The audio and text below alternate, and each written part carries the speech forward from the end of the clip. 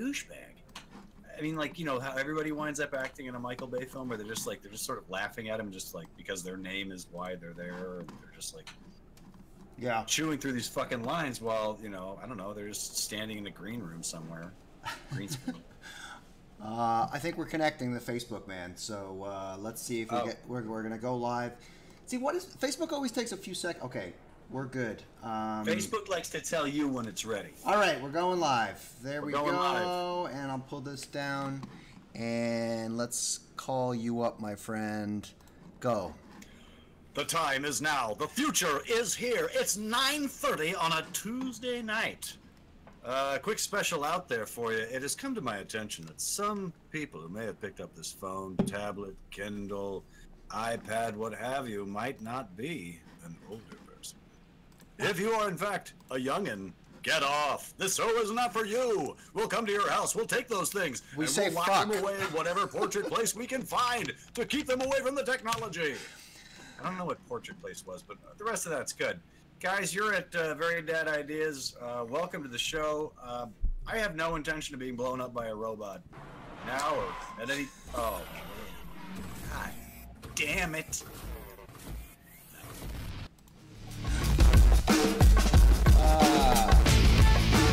Yes. Yeah. There it is. There it is. Welcome back, D. Glory. Welcome back. It's good to see you, my friend. We're back. We're back. It's been a little bit of a hiatus, but we're back. Welcome to Very Dad Ideas. My name is Nye, the guy over there. I'm Darren. There is Darren. Tonight, my friend, is episode 23. We've done episode 23. We've done 23 of these. So tonight we are talking about Lego. Yes, tonight we're talking about Lego, Transformers, and specifically Netflix series, The Toys That Made Us, Season 2. I can't quite get myself to watch Hello Kitty, but Lego and Transformers. Who cares about Hello Kitty, right? It was never, you know. It's not really my thing either. But the Transformers and Lego were in this, and so this is. Yeah, and the Lego one was fascinating.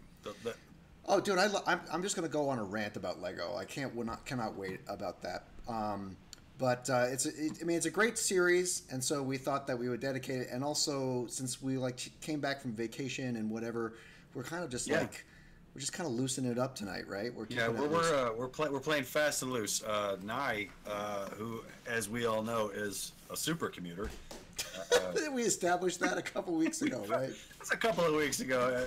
If you don't, I mean, if you know one, why did you define what a supercommuter is, Darren? If you drive more than an hour and 45, 2 hours, you are a supercommuter. And I'm like routinely kicks that in the ass. Excelsior commuter. I'm like superior. You're like ultra commuter. Yes. I mean, it's a rarefied position in life, guys. And Nye's got 2 kids, just like I do, and I am not a supercommuter. And you can just tell. Look at the slope of my shoulders. Look at the tension on this guy's shoulder. He's got one up in his ear. It's because this is no way. Well, it's also my knuckles are like this is like permanently white. Hot, yeah, just like white, yeah. The whole time. I have to put white out right there every day so that I can fake my way into the supercommuter club. So I want to say welcome to my wife who has joined in, because tonight she is going to be giving us our... She's pitching tonight. She's pitching our Dadvice. Now, who is she pitching to? Does she want you to do this on TV? Is this I don't know. For both of us to sort of swing at? She said she had something. And she's also... Are you doing... Putting on my headphones. Oh, she's putting on her headphones. Great. Awesome. So we have a little bit of a technical. So let's do our intro, and let's go to a little Dadvice with a special guest, my wife. Oh my God, you guys! Welcome to Dadvice. Let's.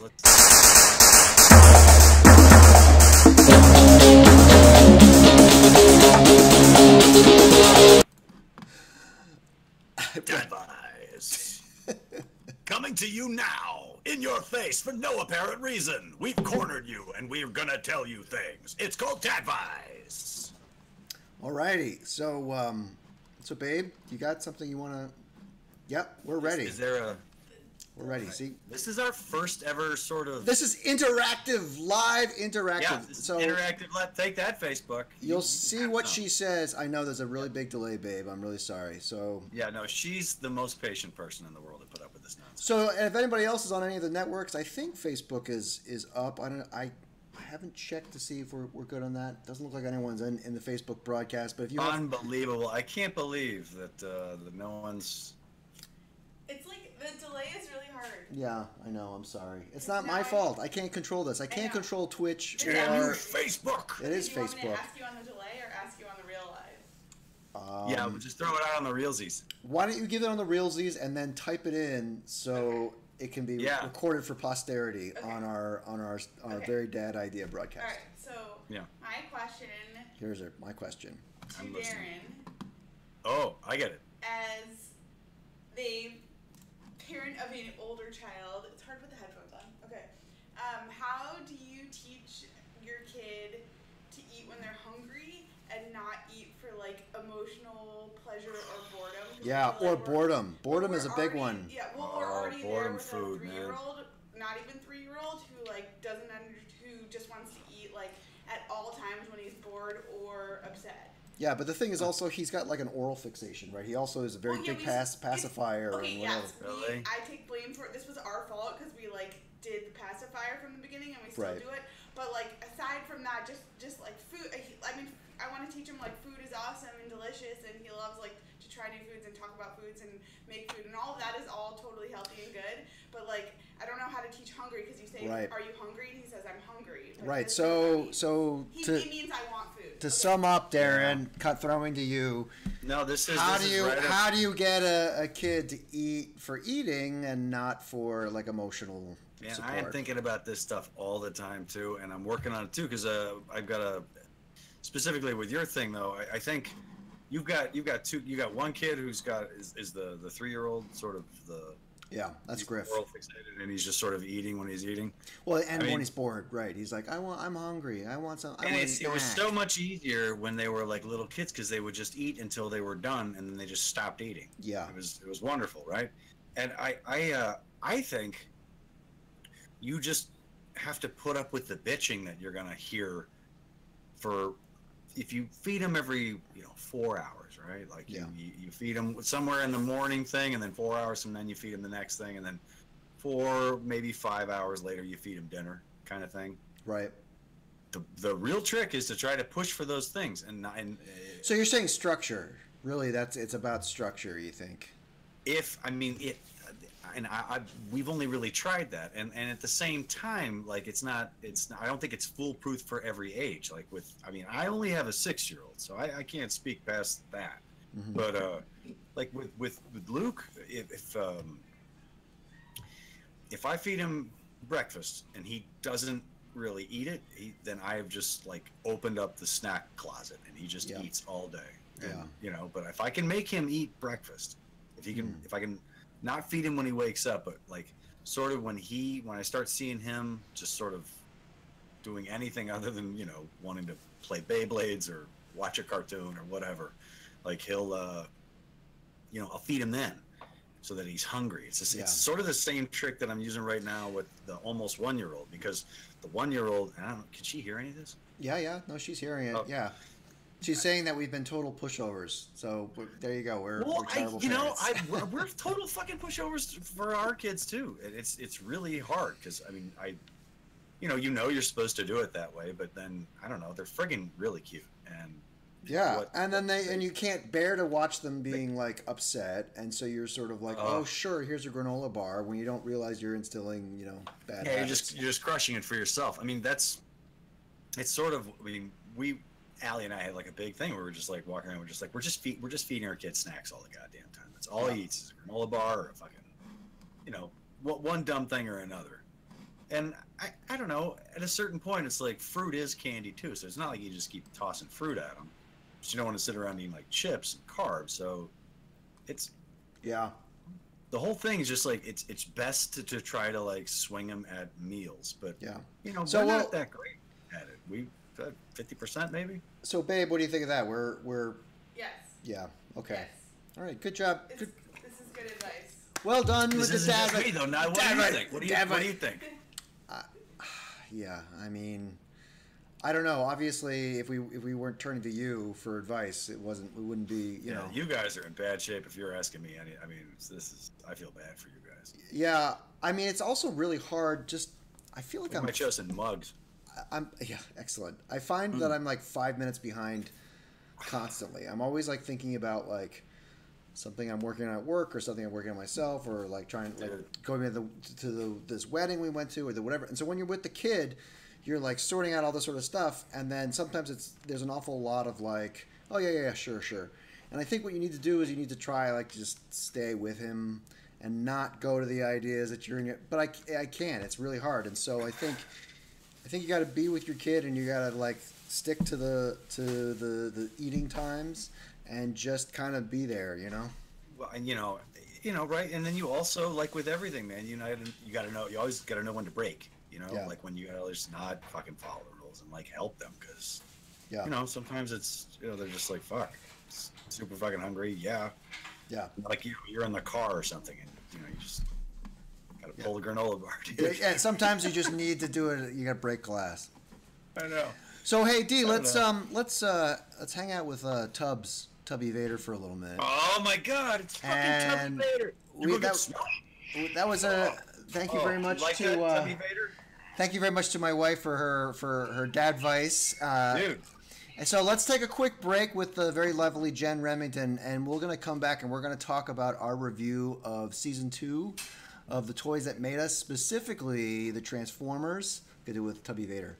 The Transformers. Tubby Vader. I just want to mention our sponsors, Pringles, Dill Pickle Chips, and half bottles of random Crystal Geyser water that has been here. You know what? I'm going to just, on the way out, I'm just, a toast to you, Tubby Vader. This could just be pure poison. I have no idea. All right, we're going to listen to some Jen. We'll be back in like a minute. All right, so be right back. Little Jen Remington for you folks over there at HeyDog.net.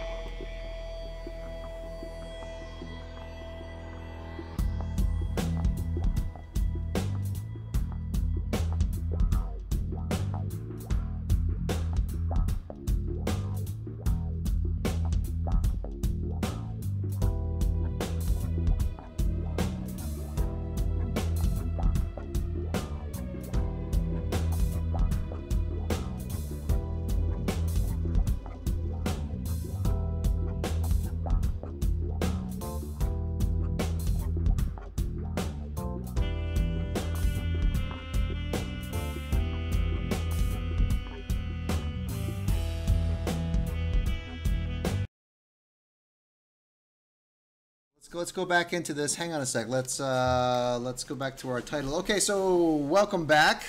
That always is the very lovely Jen Remington at HeyDog HeyDog.com. So Toys Have Made Us Season 2. So let's go up to our main screen here, D. There we go. Yep. So this show Yeah. Is worth each, like, it's like 45 minutes. Yeah, I think it's like 45 minutes. So season 2. So what was in season 2? It was Transformers. Season 2 had Transformers, Lego, Hello Kitty, and there was the last one, right? Yeah. I think it was like G.I. Joe or something like that.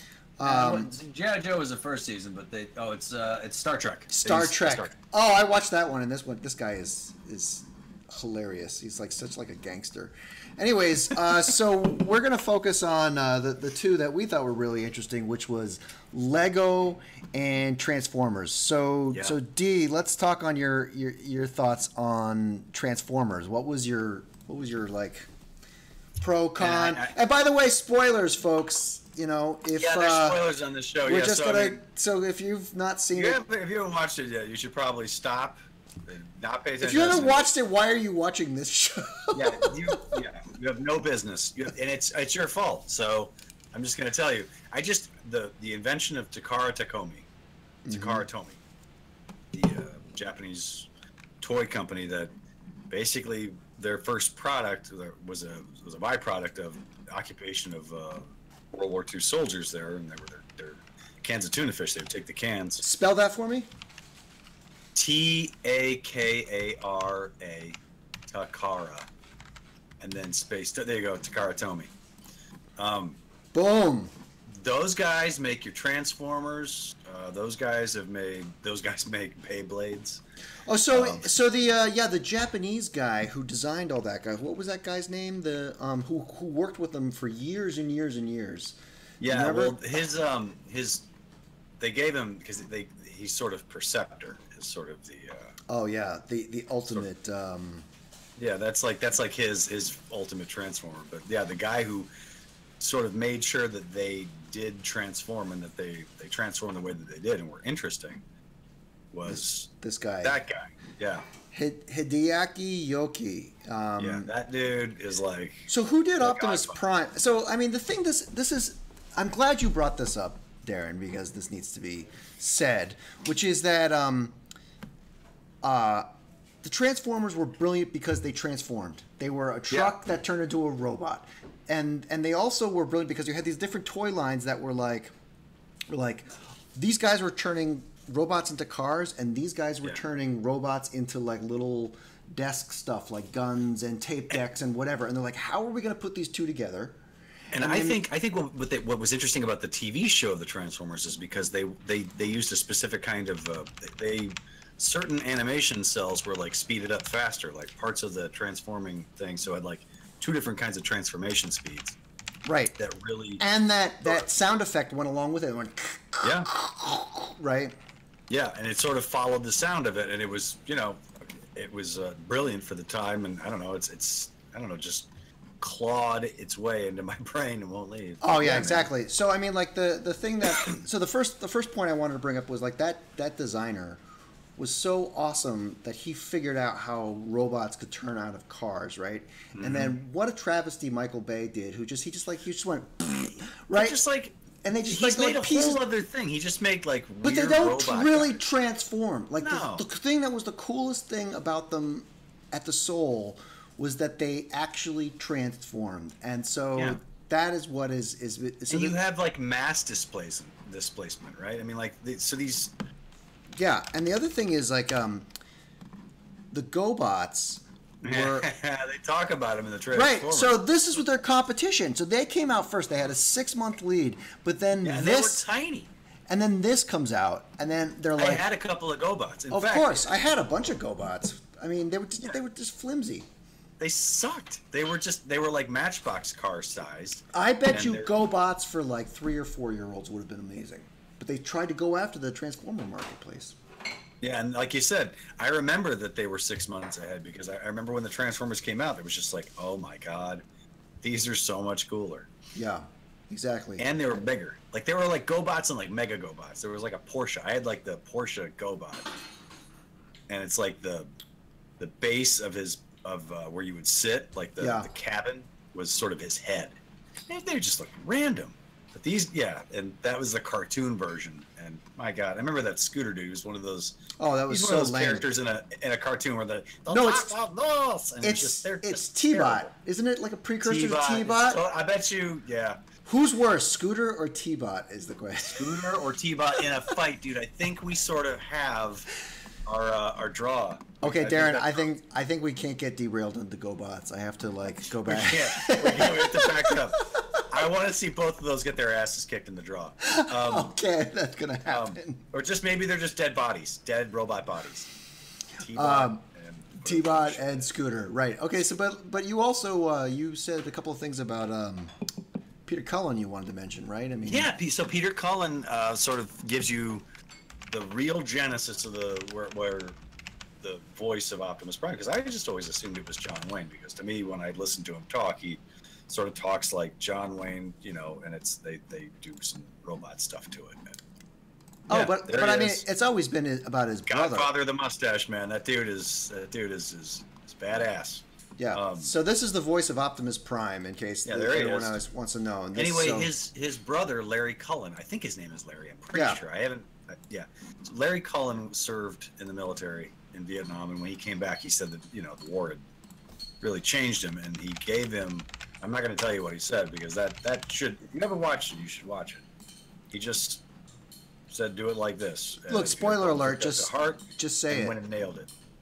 He said that you shouldn't make a big thing out of what you're saying and not try to be too, I don't know, too nuts. Just be honest. Become a hero. Just be honest and be, which, I don't know, if you listen to that first generation of the Transformers, he's playing Optimus Prime as hard as he ever does in the first season of that.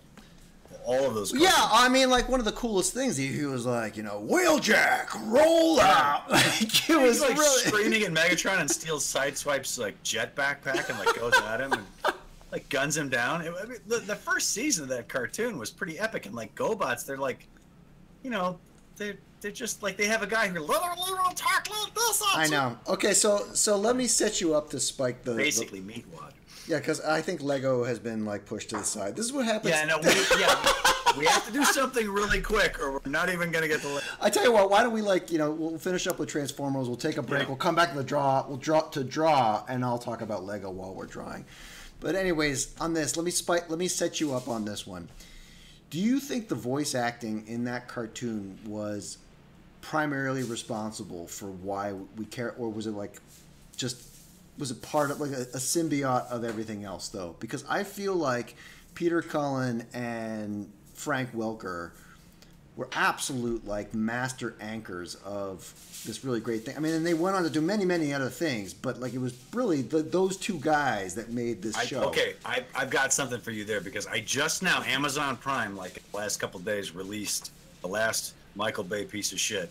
And the thing that they get right in that entire, I honestly don't know what the fuck it is. It's Frank Welker's voice. Frank Welker is Megatron now. I don't know when that switched over, but yeah, Frank Welker's Megatron and Optimus Prime is Peter Cullen. And now it's right. Everything is right. Pile of shit. But when those two talk to each other now, like, it's like, you at least listen to that. Yeah. Yeah, that's true. And all the rest of it is nuts. They don't get any of the gun noises right. They don't get any of their guns right. Basically, John Goodman just talks through the whole fucking thing and plays a machine gun toting Jeep. Yeah, and so why kill off Optimus Prime? And they said this in the Toys That Made Us, right? They said that Hasbro wanted to reveal their new toy line. Yeah, that was it. And so they were like, you know what? This guy, this beloved character that everybody loves, whether it's the toy, the voice, the story, the leader, the whatever. I don't think they knew that he was loved. I think they just everyone was watching the show. Everyone was buying this toy, and also the people in Japan were like, I mean, when he was made, they were like, this is the toy that will take over the world, right? Like, it was a great toy. It was a great character. It was a great story. He's the best, and they just killed him off, and I'll never forgive them for it. Pretty fucked up. Well, and they've all routinely said a million times over, they're like, yeah, that was a bad idea. Bad idea. Yeah, and they did. They did a bad thing. But that's the one good thing from. They really need to reboot the whole Transformers thing and just go G1 with the big bodies, the big like vehicle-looking bodies. Oh yeah, and they got to be die-cast metal, and it has to be whatever, and yeah.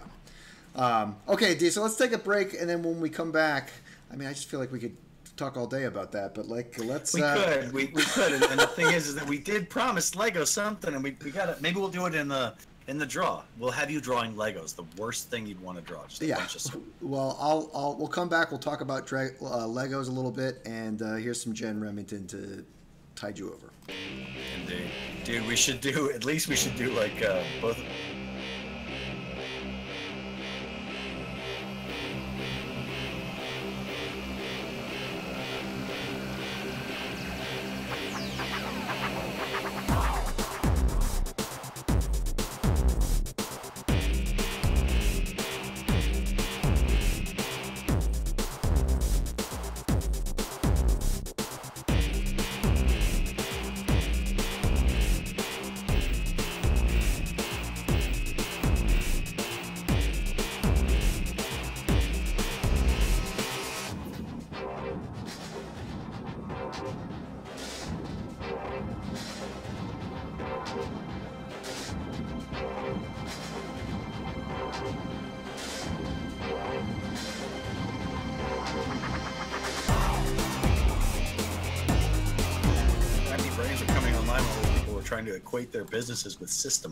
Right. Right. So we've been talking about systems as we have been taking a break. We're back thanks to Jen Remington for her music. Jen Remington, is she not the best? She is the best. I haven't seen her in forever. She hooks us up with music for every show. Babe, we should hang out with Jen and Nate. Okay, let's go to the main screen here. Okay, so D, let me talk to you a little bit about Lego because this is the other episode in Toys made us very, very different feel. From Transformer 1. Geographically, where the toy was made, right? Right. So it's a European. Was it like Danish, Copenhagen? Denmark, right? Denmark, right? And they're called Lego, which right there is like Lego, and within the name of the company is I think this like play good or something. Yeah. So the whole mission statement of this is and I think that's kind of genius. But they spent a long time kind of fumbling around making blocks like this, right? And like wood toys and the Lego blocks that they made. And they had little bumps on them, right? And they would try to put them together, but they would all fall down. And the original Legos did not connect. I mean, you could stack them. Right. So they came up with this innovation of doing these little thingies. That fucking patent right there. They had actually, it's not. This is what they were doing before, but they were fine, and it kept falling down. And then they did the patented thing underneath. On the bottom, they took these two things like that.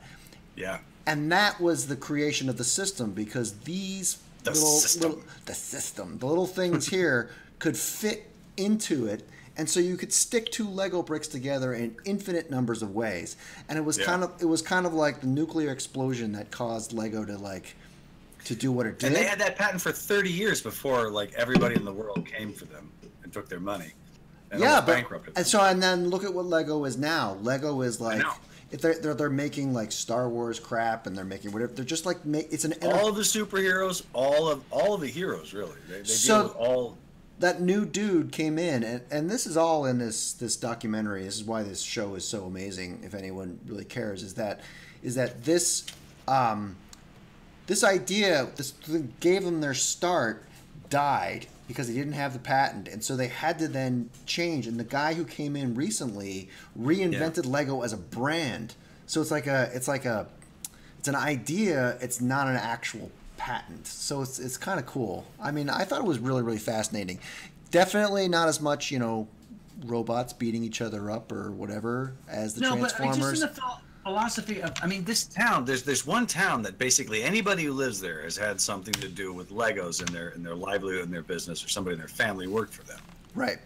And just I don't know, as a you feel like it's one town that puts out an amazing product that has affected people for 30 years. Yeah, isn't it everyone in that town? Everyone in that town is affiliated with fucking Legos, these little plastic, bricks that you and I are constantly fishing out of our feet because we have. That is the biggest downside about Lego is that. Yeah. I mean, they make a pair of Uggs that are supposed to be Oh really? Lego free or something. There's a pair of sandals you can get that. Yeah, I don't know. That's but honestly, brilliant idea. Yeah. So I'm drawing Scooter.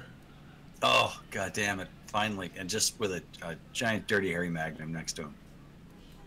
No, don't do that. Don't do that. So we got Scooter, and then it's Scooter was just lame. And then T-Bot was lame, right?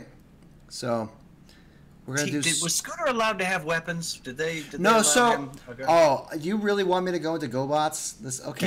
Give me some GoBots, man. So the three main GoBots. Leader one. I knew Leader one. Yeah, man. Then there was the red one that was I'm gonna. He was kind of like the Ironhide of the GoBots. He was, right. And then there was Scooter, but Scooter. Charger? No. Oh, maybe. Stinky. Stinky and Fred. Yeah. So Scooter could shoot holograms. Right. And so every episode it was oh my god, there's a giant robot about to attack us, and they start running away, and then it goes woo, and then Scooter was I'm sorry, or how does he sound? It'd be hello everybody, fucking Scooter. a giant piece of shit. I'm a crop of those ex machina. So did what's his name from Lord of the Rings just basically do a scooter? Like Andy Serkis is just like, I'm gonna just do a scooter for. It's all been outsourced to Circus now. No one else gets a gig unless that guy gets mocapped first, right?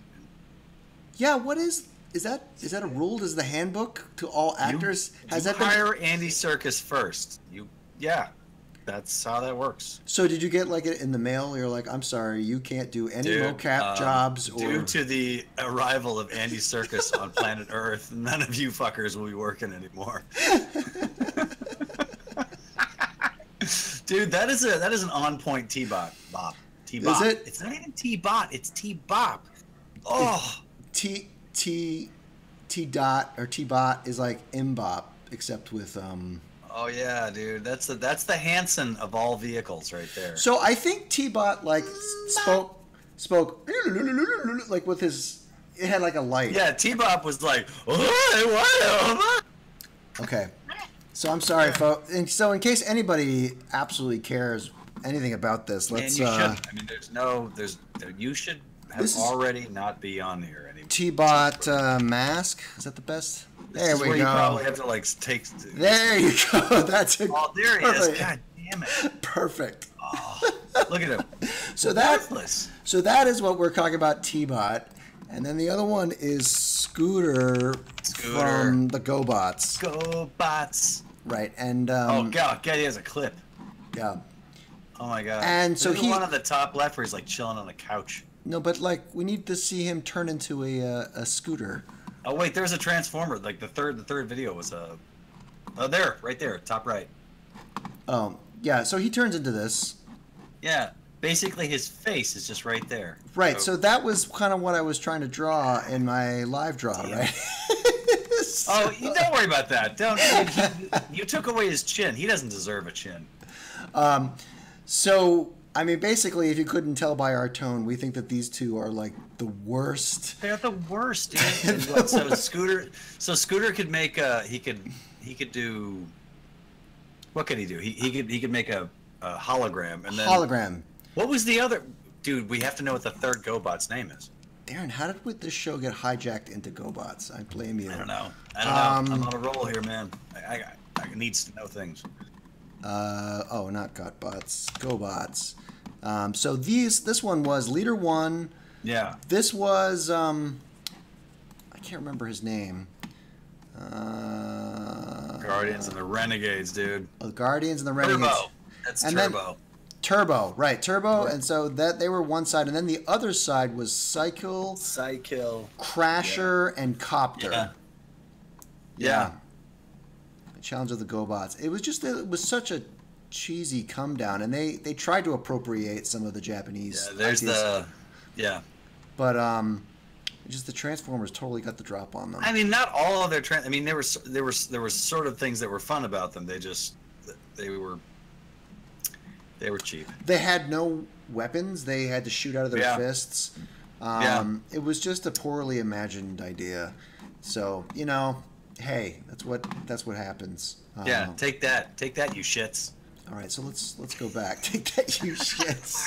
Fuck the GoBots. Fuck the GoBot. It's like Oh, so wait, two things on the opening. Did you effectively convey that kids shouldn't watch this show? I don't know that I did. I did try to, in a cutesy way, say that children, there's other things to be listening to and other things to be watching, and you shouldn't be on this. And then the other thing was like, we should talk about what the episode is about, but apparently we don't even know, dude. Like we said we would do Transformers and Lego, and Legos. I guess we did. No, we did. Yeah, we totally did. All right, so is he projecting a hologram at T-Bot who is then going to be worthless in any encounter? One-wheeled and just... God. All right, I think we're done with... Shitty R2-D2. He's like the... Oh, dude, so you saw Solo. I did, but I don't want to talk about it until you've seen it. All right, I'm gonna watch Solo, and I'm gonna try to do it soon. It was super... I can pull it off. It was super excellent. It was really great. I thought it was I thought it was just great, but I want to go into the detail and I want to do it. So stay tuned for maybe next week's episode, Darren, if you can get yourself out there. I want to say that. Let's go deep into Solo because I think there's so much to talk about, and I really feel like it was a finely crafted film. You know, I mean, here I am going to talk about it now. Damn you, Darren. The problem is that you didn't have Harrison Ford. That was it. That was the only problem. Besides that, it was great. Okay, so I guess we're gonna sign out in this. Let's take a break. Let's take a break. And we're gonna come back. And you said you had a recommendation. Is that right? Yeah. So yeah, and I think I have one too. So let's take a quick break. And I've been posting this on our Instagram. It's by far our biggest social media channel. So if you like Very Dad Ideas, please follow us at Very Dad Ideas on Instagram and VDI 619. And you put us on iTunes, didn't you? Or we still due for an update over there? Or Let's take a quick break and we'll come back. We'll do some business. We'll do some recommendations and some great stuff. All right, we'll be right back. Yep.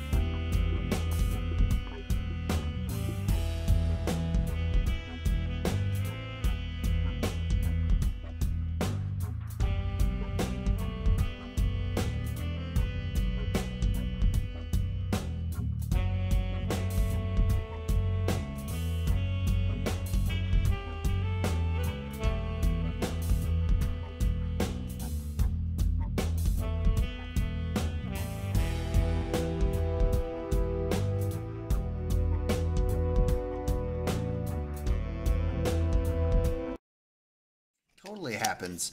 Do you think they report two different budgets? It's like they report what they're supposed to say they spend. I think if you're a good filmmaker, you allow. So we were talking about in the break how sometimes they don't know what they want in a movie, and then it causes the budget to bloat.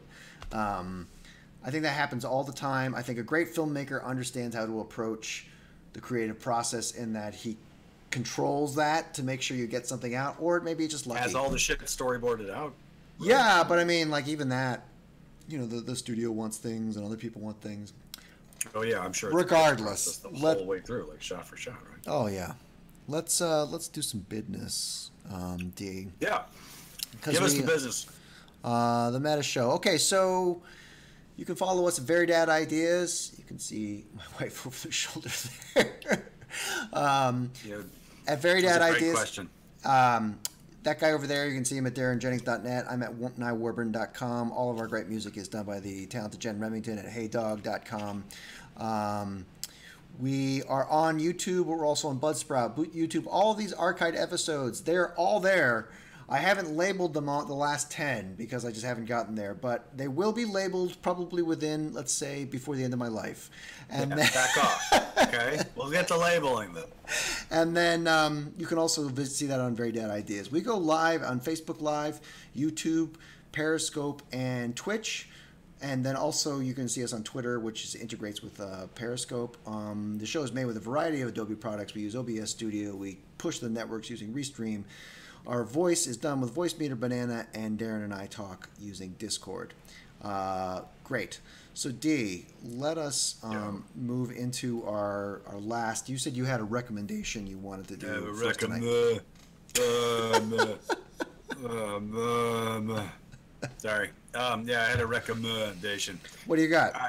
I've recently come into the realization that I've sort of upped my oldest kid's TV game, and okay, there's a cartoon that I absolutely love. Oh, okay, I like this. It is not like it's total like bowl of popcorn cartoon. It's not like something that's going to teach them anything about anything. Okay. What's it called? It's Teen Titans, man. Really? Teen Titans Go. That cartoon is the shit. So it's funny. It's a broad comedy. I don't give a shit. Like it's just great. Oh, I see. Interesting. Yeah. Interesting. Oh, I can kind of get behind this a little bit. So tell me why. Give this to me why. You have all the sidekicks. It's kind of like a Dexter's Laboratory cartoon. It is Cartoon Network. They've pulled the '90s Cartoon Network style in here. Yeah. Very interesting. Yeah, and it's they have they have some pretty deep episodes that like conceptually get pretty fun, but they also have like great songs. The shows have great songs. And they're just sort of fun. Like me and my son are just sort of singing the songs. We watch it together. So it's like, it's one of those things if you want to bridge a cartoon with your kid, but you don't want to just bash your brains out because it's just like fucking Caillou or something. So this like is interesting. awful thing. This is Robin here, and then this is... Yeah, that's Robin. Cyborg. That's Cyborg. Yeah, and who are the other rest of them? That one is Raven. That's... of course. And that's Star... She's like a Green Lantern in the DC universe, but it's like Star Force, Starfire maybe. Okay, and then cool. Beast Boy, and they're all fucking amazing. Like each one of them is just hysterical. Like they all have you know, man, it's like fucking Tiny Toon Adventures. I think. I got you. They do that kind of thing. Is it kind of? Are they doing bits? Is it sort of like they do bits? Oh, they wow. do other cartoon styles. They sort of mess with the concept occasionally, sort of in the second and third seasons. And God, what a daring idea to take the Teen Titans and make them kind of like a comedy. It's very interesting. Like, it's got elements of Ren and Stimpy. It's got elements of any of the fun, like just sort of nutso comics. I don't know. How did you discover this, or did Luke come up? Luke discovered it. He